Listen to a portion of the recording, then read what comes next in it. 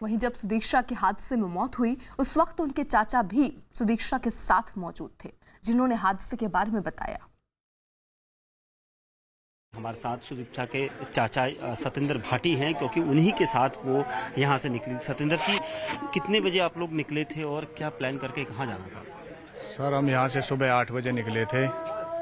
सुदीक्षा को अपने मामा के यहाँ पे जाना था। उसको 20 तारीख का उसका वापस जाने का टिकट था और वो अपने मामा के यहाँ जा रही थी। कहने लगे अंकल जी मैं भी मामा जी के यहाँ पे चलूँगा। मैं ठीक है बेटे तू भी चलो। तो हम उसके मामा के यहाँ जा रहे थे। मुझे अपने लड़के की वो टीसी कटानी थी। वो लड़का वहीं पे पड़ता था मेरा। तो उसी दौरान हम जब जा रहे थे तो 2 बाइक पे बुलेट बाइक थी। उन्होंने हमारा 1-2 किलोमीटर के करीब उन्होंने हमसे कभी आगे कभी पीछे ऐसे करते बाइक को निकाला, कभी आगे कभी पीछे। हमने अपनी बाइक धीमी कर ली। धीमी करने के बाद में फिर उन्होंने हमसे आगे एकदम तेज़ बाइक निकालने के बाद में अपनी और हमारे पीछे थे। फिर उन्होंने अपनी बाइक मंदी करके हमारी बाइक आगे निकली। उन्होंने पीछे मंदी करके और फिर हमारे पीछे से एकदम आए और हमारे आगे आके एकदम उन्होंने ब्रेक मारे हैं। ब्रेक मारते ही हमारी बाइक भी उनके नज़दीक तक पहुंच गई। मैंने भी ब्रेक लिए हैं और उनके नज़दीक जाते ही मैं भी गिर गया हूँ। सुदीक्षा पीछे की तरफ गिरी है। सुदीक्षा का सर रोड पे लगा है और वहीं सुदीक्षा की मौके पे ही मौत हो गई। क्या गिरते ही ये सब एकदम गिरते ही वहाँ तक अस्पताल तक नहीं ले जा पाए, क्योंकि मैं भी अपने अनकंट्रोल में मैं भी नहीं कुछ सोच समझ पाया। तो अस्पताल तो उस टाइम पे नहीं ले गए थे, लेकिन वहाँ गिर गई थे तो उसके सर से खून निकलने लगा। आसपास और लोग आसपास से फिर वहाँ पे लोग वो आए इकट्ठा। उन्होंने फोन वोन वगैरह करा है। एम्बुलेंस आई है। फिर जब उसको ले गए शायद उसकी मौके पे ही मौत वहाँ पे हो गई है। तो ये मनचलों की वजह से ये घटना। वहीं बीएसपी की सुप्रीमो मायावती ने छात्रा की मौत पर दुख जताया और कानून व्यवस्था के मुद्दे पर राज्य की योगी सरकार को घेरा। उन्होंने लिखा, बुलंदशहर में अपने चाचा के साथ बाइक पर जा रही होनहार छात्रा सुदीक्षा भाटी को मनचलों की वजह से अपनी जान गंवानी पड़ी, जो अति दुखद और शर्मनाक, अति निंदनीय है। बेटियां आखिर कैसे आगे बढ़ेंगी?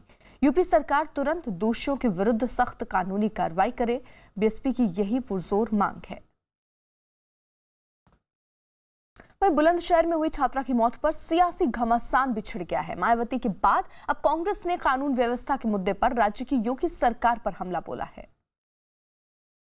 तरीके से हुड़दंगियों ने कानून व्यवस्था को अपने हाथ में ले रखा है। बुलंदशहर की घटना उसका जीता जाता प्रमाण है।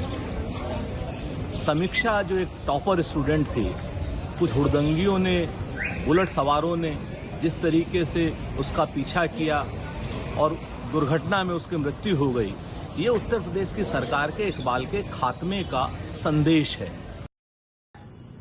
बेटियां सुरक्षित नहीं। एक बेटी जो बुलंदशहर में गाड़ी से जाती है और छेड़छाड़ का शिकार होती है और बाद में उसका एक्सीडेंट करके हत्या कर दी जाती है।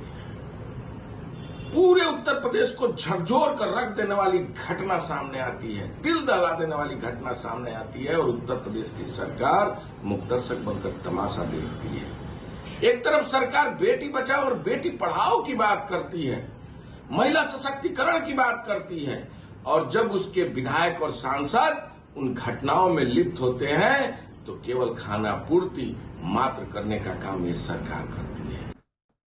वहीं समाजवादी पार्टी ने भी योगी सरकार पर आरोप लगाया कि राज्य में अपराधियों का बोलबाला है। उत्तर प्रदेश की सरकार तो बड़े बड़े दावे कर रही है, हम तो अपराधियों को एनकाउंटर कर रहे हैं। कौन से अपराधी को एनकाउंटर कर रहे हैं आप? आपकी पुलिस का और उत्तर प्रदेश की सरकार का इकबाल खत्म हो चुका अपराधियों के ऊपर में। अपराधी बेखौफ घूम रहे हैं। बुलंदशहर की लड़की, बेचारी बच्ची जो यहाँ स्कॉलरशिप लेके अमेरिका तक पहुंची, गरीब घर की बच्ची, और अमेरिका से वापस आती है बुलंदशहर अपने गांव घर, तो उसको छेड़खानी का शिकार होना पड़ता है और एक्सीडेंट में उसकी हॉस्पिटल ले जा पहुंचने पर उसकी मौत हो जाती है।